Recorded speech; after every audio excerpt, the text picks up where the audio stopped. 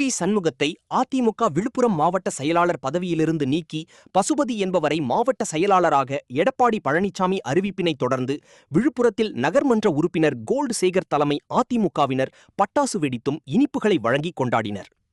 அதிமுகவில் சி.வி. சண்முகம் தலைமையில் ஒரு பிரிவினரும் எடப்பாடி பழனிசாமி தலைமையில் மற்றொரு பிரிவினரும் செயல்பட்டு வரும் நிலையில் தமிழக சட்டமன்றத்தில் நடைபெற்ற நம்பிக்கை வாக்கெடுப்பில் தமிழக வெற்றிக் கழகத்திற்கு சி.வி. சண்முகம் தலைமையிலான தரப்பினர் ஆதரவு தெரிவித்தனர். இதனைத் தொடர்ந்து சி.வி. சண்முகம், எஸ்.பி. வேலுமணி ஆகியோரை மாவட்ட செயலாளர் பதவியிலிருந்து நீக்கி அதிமுக பொதுச் செயலாளர் எடப்பாடி பழனிசாமி அறிவித்தார்.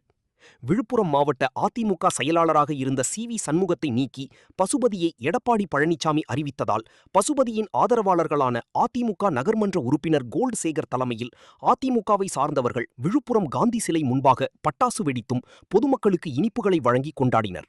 அதிமுகவினர் பட்டாசு வெடித்தும் இனிப்புகளை வழங்கி கொண்டாட்டத்தில் ஈடுபட்டு வருகின்றனர்.